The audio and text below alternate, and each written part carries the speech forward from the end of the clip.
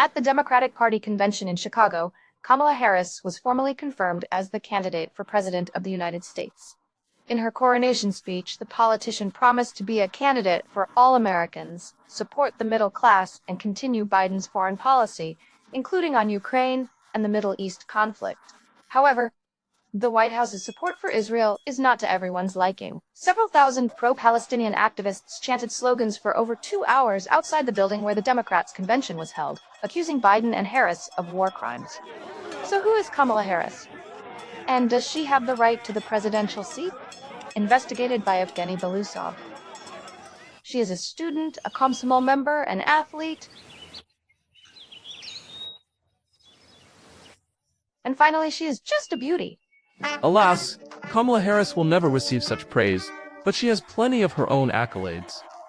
Prosecutor, senator, the first female vice president of the United States, and a candidate for the highest office in the country.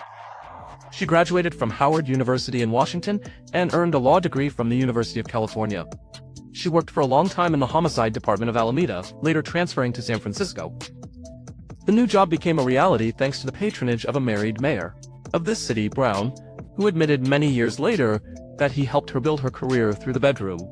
He helped so much that in 2003, Kamala became the district attorney. It was then that the infamous George Soros noticed the girl and made an interesting offer, which she could not, and most likely did not want to refuse. In 2011, Harris became the Attorney General of the entire state. Under Soros, Harris became a real zealot in uniform. In one case, cocaine disappeared without a trace. In another, those accused of pedophilia escaped punishment. An elite strip club caught providing brothel services also went unpunished. Harris was also accused of facilitating the trafficking of minors. Now it is clear why the politician is so supportive of migrants. You can make good business on them. After the scandal with abuses by priests, she did not initiate a single case. Of the 50 largest cities in America, San Francisco was the only one where not a single criminal case was initiated. She covered everything up. This could have continued, but thanks to Soros, or rather his money, in 2016, Harris became a senator from California. Gratitude was not long in coming.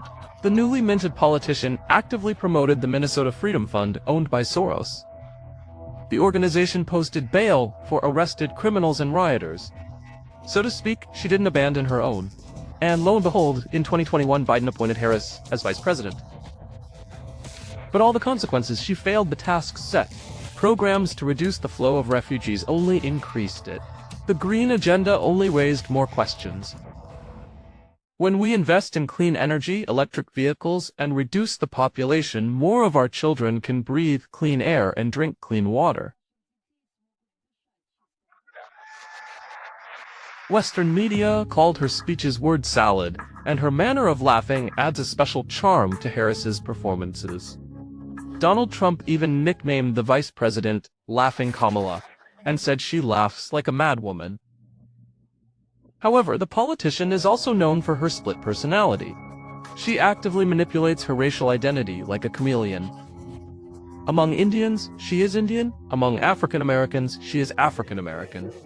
I didn't know she was black until a few years ago when she suddenly became black. By the way, in her biography, Harris emphasizes her life in a poor family and the difficulties related to interracial relationships. However, she omits an important fact. On her Jamaican side, she is a descendant of Irish slave owner Gordon Brown.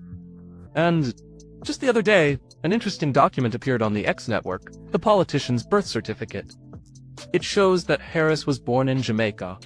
If this information is accurate, Harris is not eligible to run for the presidency, as according to U.S. law, the president must be either born in the country or have parents with American citizenship. Evgeny Belousov, Nikita Makotkin, Dmitry Ostertak, News Agency.